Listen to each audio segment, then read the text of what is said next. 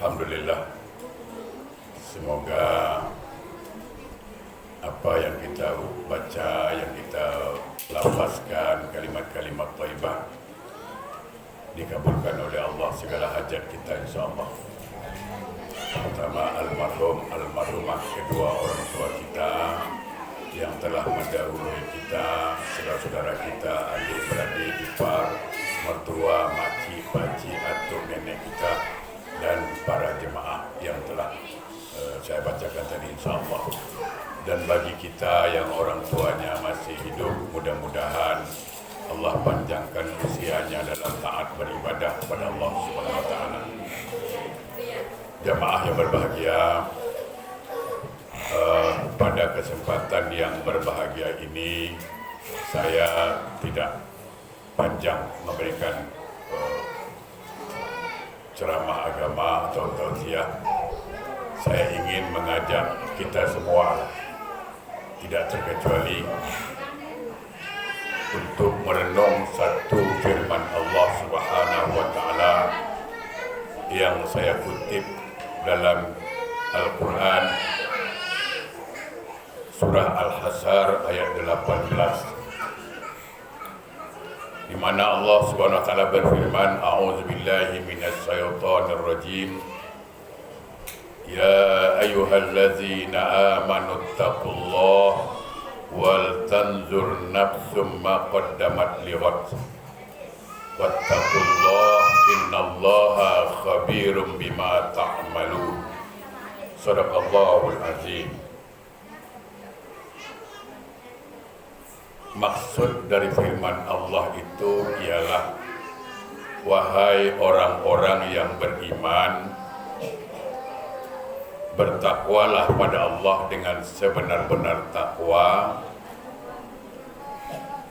Renungkanlah, pikirkanlah sama-sama tentang masa depan kita yang sangat panjang, yaitu akhirat. Kita barangkali suka memikirkan masa depan 10 tahun akan datang. Kalau anakku udah besar macam mana, 5 tahun yang akan datang, yang kita pikir. Itu pemikiran sangat pendek. Yang panjang, apa itu masa depan yang panjang di akhirat? Ibu bapak, dalam sebuah riwayat dalam kitab Tanbihul Ghafilin dijelaskan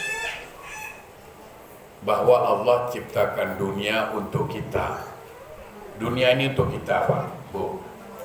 Tapi kita Allah ciptakan untuk akhirat. Nah, itu diingat betul-betul. Kalau dunia untuk kita, manajelah dunia ini, gapailah dunia ini, raihlah dunia ini. Tapi jangan lupa, kita ini hidup bukan untuk dunia, tapi untuk akhirat. Ya kan, Bu? Jadi jangan kita dunia semata-mata, happy go lucky, kata orang, asyik enjoy sana enjoy sini, lupa akhirat. Nah, jadi kita harus pikirkan masa depan. Untuk itulah tahun baru hijrah ini saya tidak cerita sejarah hijrah. Saya mau sedikit menyampaikan hadis Nabi. Ini penting, hadis Nabi ini untuk kita ingat. Sebab yang pasti kita pasti hijrah. Kemana hijrahnya kita? Ke kubur. Ya kan, Bu? Pasti, Pak. Kullu nafsin za'iqatul maut, setiap yang bernyawa pasti mati. Saya mati, Pak Ustaz Ridwan mati, Pak Lolah mati, Pak Ustaz Nur mati. Kalau boleh belakangan kita inilah, yang tua-tua ini belakangan lah.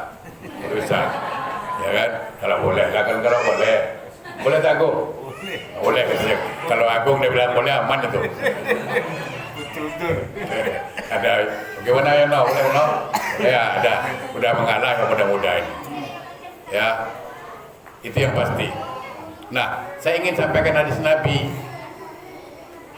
Yatba'uhul mayit salasa. Nah, ini. Bahwa kalau kita meninggal dunia, yang mengantarkan kita tiga. Fayarji'usnan. 2 diantaranya pulang. Waya baqa wahid. Yang tinggal 1. Nah, jadi kalau siapapun kita yang meninggal dunia nanti, itu 3 yang mengantar kita ke kubur. Siapa? Ahluhu, keluarga. Keluarga turut mengantar. Sampai di mana? Pintu kubur. Jadi betul kata suami itu, aku dengan kau sehidup semati, betul itu. Se itu kan kata satu, sekamar satu kamar, serumah satu rumah. Jadi kalau sehidup semati ya satu hidup satu mati. Itu bukan sayang, memang begitulah. Kalau suami bilang aku dengan kau sehidup semati, ya itu biasa itu. Bukan mati sama-sama, jangan salah paham pula itu. Sesayang-sayang suami sampai di mana? Pintu kubur. Sesayang-sayang istri sampai di mana? Pintu kubur. Pulang dia. Tidak lama kalau suami ini, tidak lama istri meninggal kawin lagi. Nah contoh saya lah dulu. Tidak usah jauh-jauh, nanti contoh jauh-jauh. Ya kan? Nah, cuma kalau perempuan ini kalau suaminya meninggal jarang dia mau kawin lagi, itu bagusnya perempuan ini. Oh laki-laki tidak sampai 3 bulan. Nah ini bukan nyindir, sama aja kita ini. Iya. Maaf saya katakan, berapa lama lah istri kita menangis kalau kita meninggal Pak? 3 hari, 4 hari, seminggu. Sudah itu dah dia lupa dia tuh. Berapa lama lah istri ini kalau dia meninggal, suaminya nangis, berapa lama? Kadang nangis, telunjuk jalan nangis, tapi telunjuk ke mana dia? Janda mana yang dapat nanti ini kan?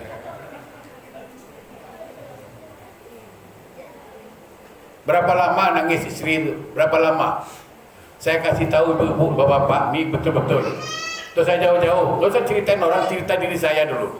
Kalau saya meninggal dunia, di kamar saya itu saya tidur Bu. Saya tidur di kamar Pak, sama istri. Tapi kalau saya sudah meninggal dunia, nggak boleh masuk kamar Bu, ditaruh saya di luar, ruang tengah saya. Wah, sedih nggak itu? Iya begitu. Pak Dola bilang bagaimana kalau Pak Windu masuk kamar? Oh enggak boleh Pak, taruh di ruang tengah. Nasib baik nggak tengah jalan. Itulah, begitulah. Ibu-ibu pun gitu juga. Kalau meninggal walaupun kita satu tempat tidur, tapi begitu jadi meninggal udah di ruangan tamu Bu ditaruhnya. Ini jujur lah Bu ngomong. Jadi nggak usah mikir dunia semata-mata kita. Itu. Anak, kalau anak oke lah anak. Berapa banyak Bu, bapak, anak, orang tua dalam kubur sekarang diazab gara-gara anak. Berebut harta, banyak sekarang. Harta banyak, anak berebut harta. Si bapak, si mama diazab di kubur gara-gara apa? Gara-gara anak. Makanya jangan banyak kali harta tuh dibagi-bagi. Kalau ada tuh. Ya. Di antaranya tuh tabung-tabung kita jalan ya. Alhamdulillah kita ada baul khairat. Ya. Alhamdulillah nanti Pak Ustaz Irfan menjelaskan itu. Beliau ketuanya, selama ini hilang aja deh tuh. Sekarang udah ada dia. Anak Bu, kadang-kadang minta maaf Bu. Begitu kita ditimbun, anak kita paling kuat mijak-mijak tanah kepala kita. Dia yang paling kuat mijak-mijak tanah tuh. Dipijak-pijaknya kepala tuh. Begitu hebatnya anak. Saya punya pengalaman Bu. Ada orang tua meninggal, saya datang mau takziah. Anaknya main TikTok, bayangkan. Iya, sedih gak tuh? Main TikTok anaknya. Saya datang, astagfirullahaladzim, saya mau takziah. Maaf Pak Ustadz, kami lagi happy-happy. Astagfirullah. Ayo, bayangkan. Saya main TikTok. Saya mau pulang dah gak enak, terlanjur sampai. Ya, tuh. Bu, kawan, tetangga. Oh, saya sama dia kawan akrab. Pokoknya aku sama dia tuh nggak ada rahasia lagi lah. Iyalah. Kalau meninggal apa yang dikasih dia? Kalau di kampung saya ada bawa beras tuh. Di sini kan tidak ada bawa beras kan? Di kampung ada. Udah mati baru dikasih beras. Waktu itu nggak mau udah ngasih. Kan betul. Kalau ibu-ibu lagi bawa uang, bawa bapak kan bawa uang taruh situ kan, berapa isinya? 20.000, 50.000. Orang mati kau gak perlu kasih uang. Waktu hidup kau kasih lah. Ini ngasih udah mati baru kasih. Kalau saya ngasih waktu hidup Pak, kalau udah mati dikasih apa lagi? Gitulah nasib kita ini Bu. kawan, boleh berkawan, memang harus berkawan kita ini. Tapi sampai di mana kawan? Sampai pintu kubur, ya kan? Sampai pintu kubur. Habis itu dia pulang, habis cerita. Nah, wa maluhu, harta sampai di mana? Pintu kubur. Bapak punya rumah, mak punya apapun, pulang. Mana yang tinggal, Bu? Wa amaluhu, amal ibadah. Ini yang jadi persoalan. Kita mau hijrah ke kubur. Persoalannya apa? Kita tahu harta, istri sampai di mana, Bu? Pintu kubur. Suami sampai di mana? Pintu kubur. Anak sampai di mana? Anak, gara-gara anak sanggup tak tidur. Gara-gara istri sanggup tak tidur. Gara-gara suami sanggup tak tidur. Gara-gara tetangga sanggup tak tidur. Padahal itu hanya sampai pintu kubur. Gara-gara harta sanggup tak tidur. Padahal sampai mana? Gara-gara amal banyak kita tertidur. Ayo, kemana? Itulah kita itu. Gara-gara amal banyak tertidur. Gara-gara harta, waduh, tidurnya pun dengkur harta. Sampai dengkur punya harta, bayangkan. Nah, oleh karena itu malam ini kita hijrah. Cari harta banyak-banyak, Bu. Carilah. Saya ingin katakan ibu-ibu, seluruh orang dalam kubur itu menyesal sekarang ini. Menyesal ya. Yang baik menyesal, yang jahat apalagi.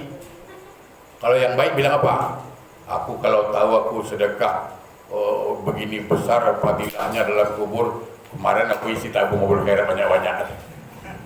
Ya kan? Kalau aku tahu. Ini saya kasih tahu sekarang nih. Makanya isi tabung banyak-banyak. Supaya di kubur nanti manfaatnya besar.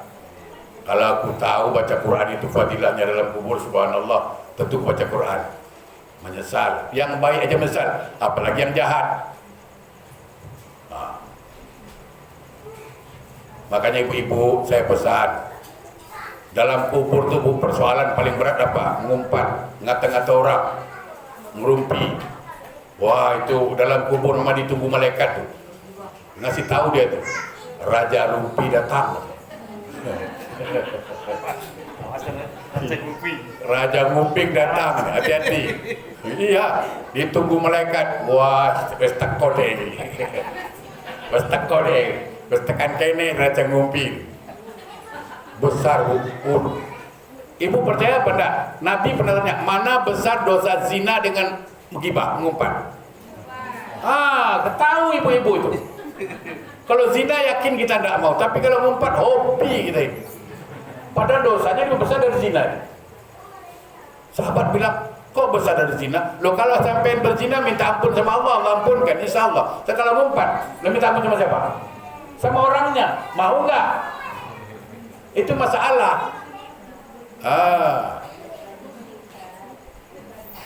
Ini satu contoh ya. Kata Nabi apa? Siapa yang mengumpat saudaranya, ngerasanin kata orang atau gibah, itu Allah gugurkan amal ibadahnya 1 kirat. Sahabat bertanya, 1 kirat berapa ya Rasulullah? Sebesar gunung Uhud. Kita pahala kita udah nggak banyak, dikasih pula sama orang. Jadi kalau ibu ngumpat saya alhamdulillah. Kenapa? Pahala ibu jatuh sama saya. Loh, dia nggak ada pahala Pak Ustaz. Ya dosa saya sebesar gunung Uhud pindah sama ibu. Wah, saya senang, semakin banyak diumpat, more happy saya. Oh iya, Khalifah Umar, Bu, pernah diumpat sama orang. Sahabat ngumpat dialah. Dikasih tahu, ya Khalifah, orang itu tadi ngatain Khalifah, panggil sini, dikasih uang sama dia. Oh, saya kan nggak berani gitu, nanti ibu ngumpat terus. Dikasih uang. Sahabat tanya, kok dikasih uang? Iyalah, dia kasih aku pahala, masa aku kasih pula dia apa pahala? Rugi. Nah, itu. Nah, oleh karena itu, mari semua yang ada sama kita jadikan ibadah. Anak-anak nih, jadikan ibadah. Ngaji, mungkin sekarang belum bisa buka ngaji kan, karena PPKM. Ya, PPKM diperpanjang 1000 tahun. Kalau tak sholat, apa gunanya?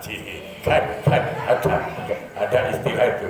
Walaupun diperpanjang 1000 tahun, kalau tak sholat, apa gunanya? Itu. Istri jadikan ibadah. istri jadikan ibadah. Ibu tahu tak kenapa perempuan banyak masuk neraka? Gara-gara apa? Gara-gara tak pandai bersyukur pemberian suami.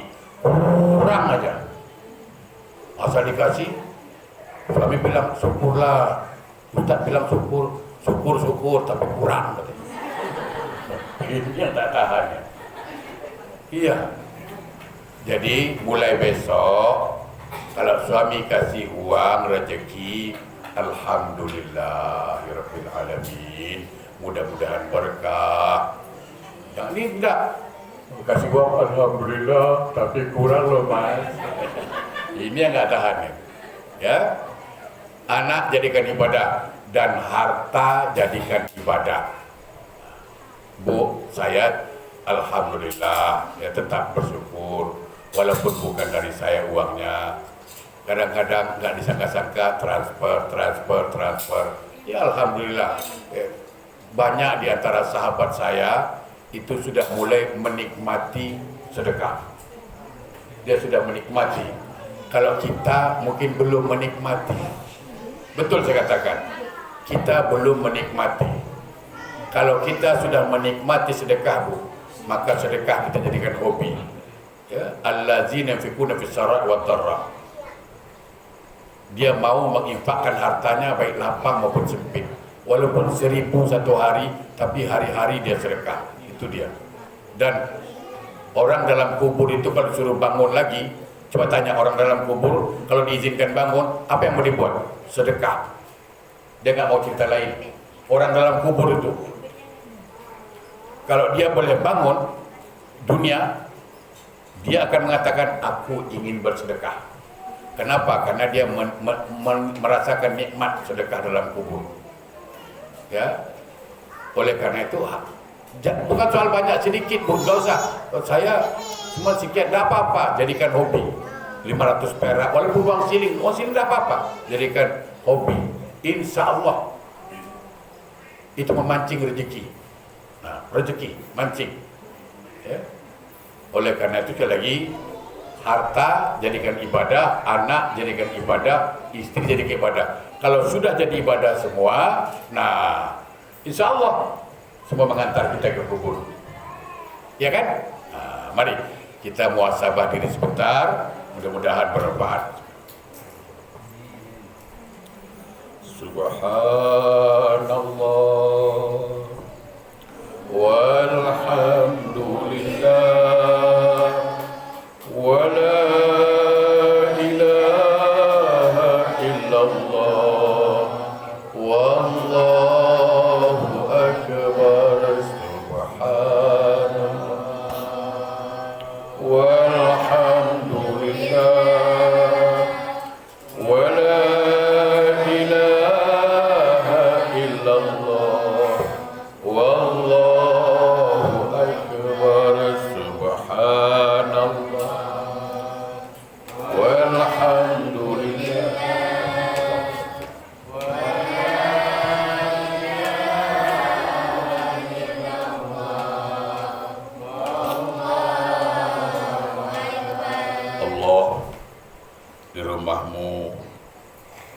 yang berkah ini kami berkumpul menadahkan tangan dengan khusyuk dan tawadhu.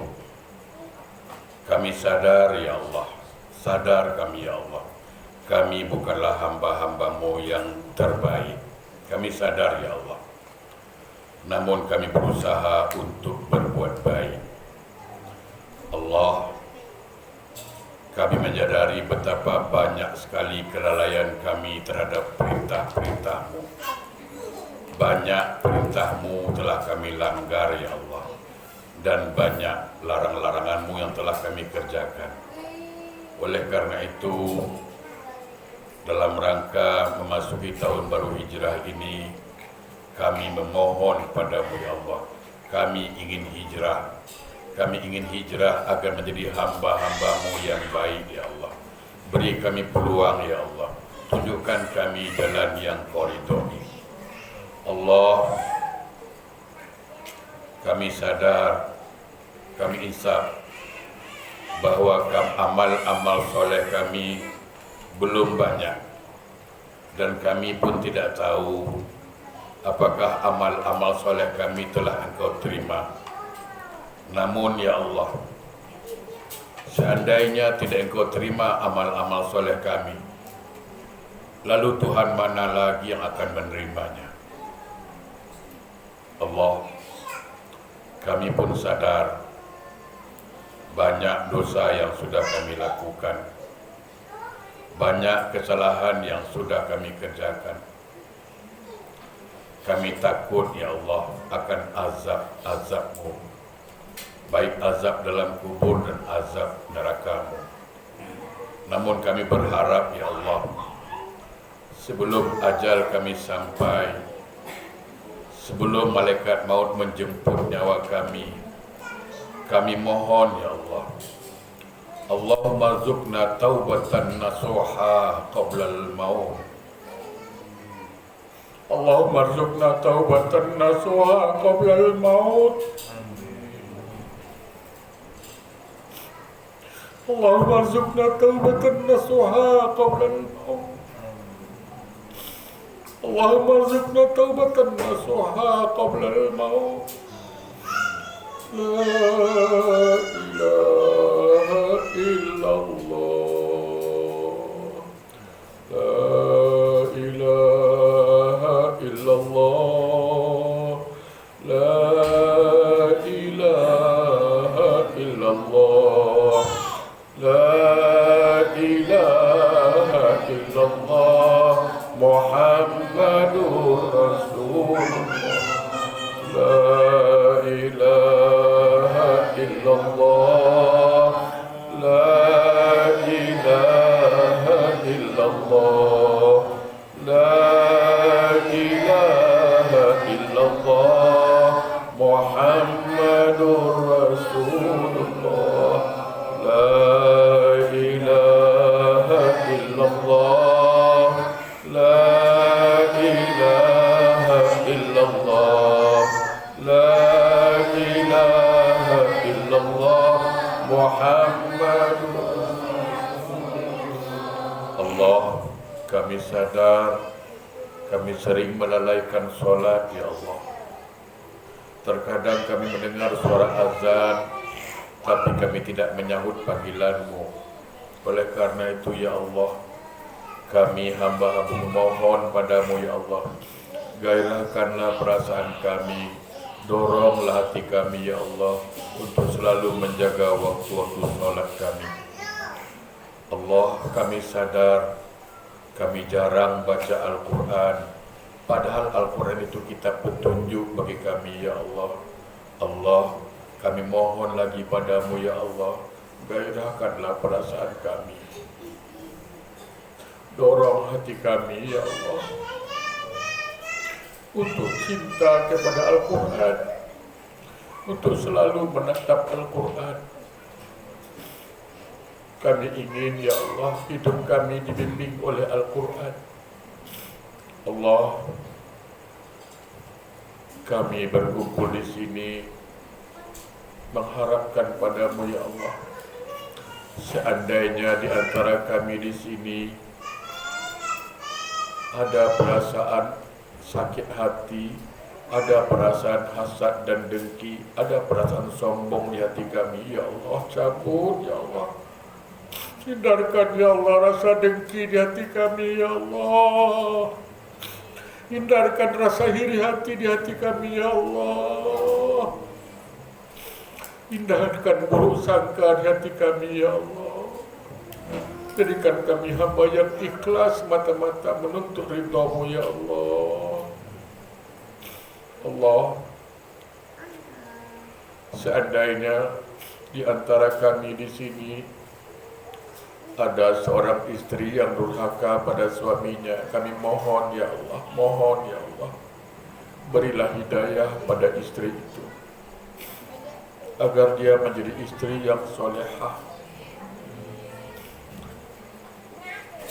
istri yang taat pada perintah-Mu dan taat pada suaminya. Allah, seandainya di antara kami Terdapat suami yang durhaka kepadamu ya Allah dan durhaka pada istrinya. Kami mohon ya Allah, limpahkanlah taufik dan hidayah pada suami itu, agar dia menjadi suami yang soleh, yang mampu membimbing istrinya menjadi istri yang solehah, anak-anak yang soleh dan solehah.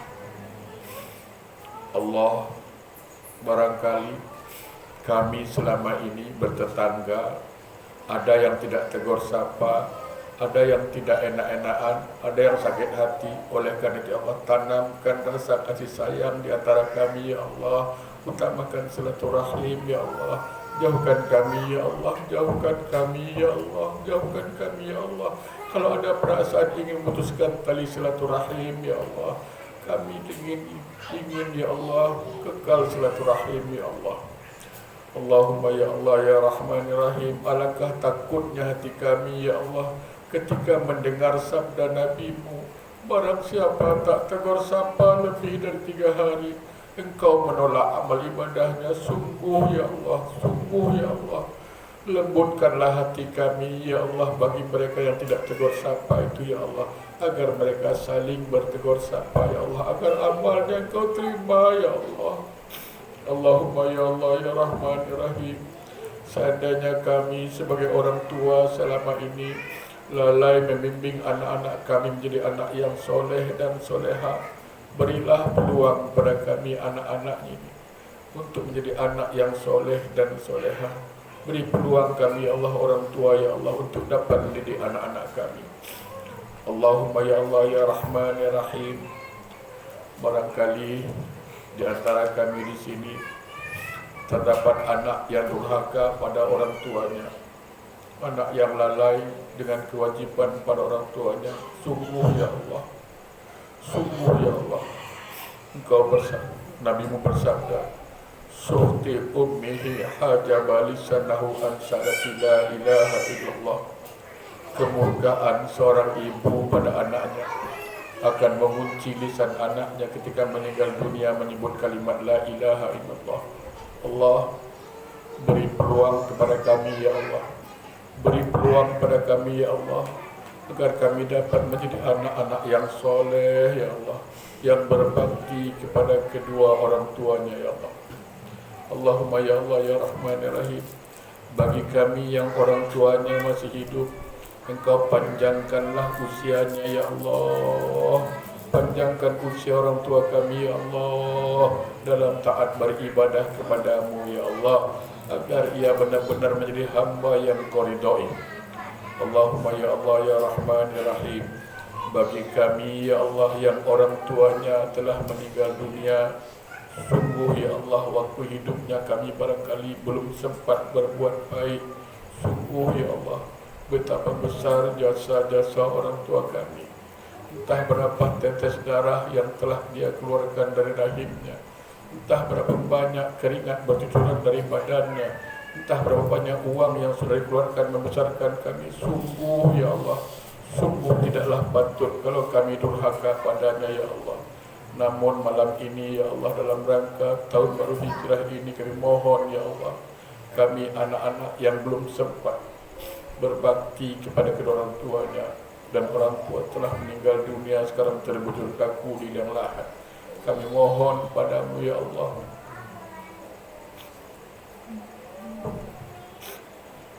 ampunkanlah dosa-dosa kedua orang tua kami ya Allah. Sungguh ya Allah, kami rindu ya Allah, kami rindu ibu bapa kami ya Allah, kami rindu belayannya, kami rindu senyumnya ya Allah. Allah, jangan Kau azab dia ya Allah. Dulu dia banyak berdosa gara-gara kami ya Allah, gara-gara membesarkan kami, kadang-kadang dia lalai padamu ya Allah. Lapangkanlah kuburnya ya Allah, lapangkan kuburnya ya Allah sejauh memandang. Jadikanlah kubur itu bagian taman-taman surga bagi kedua orang tua kami ya Allah. Ya Allah ya Rahman ya Rahim ya Ghaffar, bimbing kami ya Allah, tuntun kami selalu ya Allah, agar kami menjadi hamba yang Kau ridhoi. Jauhkanlah rasa-rasa sakit hati, jauhkan rasa hisad dengki, jauhkan rasa iri hati di hati kami ya Allah. Jauhkan kami di sifat sombong dan takabur ya Allah. Kami ingin menjadi hamba-hamba yang Kau ridhoi ya Allah. Kami ingin menjadi hamba yang Kau ridhoi ya Allah. Dan bukakanlah taubat kami dengan sebenar-benar taubat ya Allah. Rabbana zalamna anfusana wa illam taghfir lana wa tarhamna lanakunanna minal khasirin. Rabbana atina fid dunya hasanah wa fil akhirati hasanah wa qina azabannar. Walhamdulillah. Assalamualaikum warahmatullahi wabarakatuh.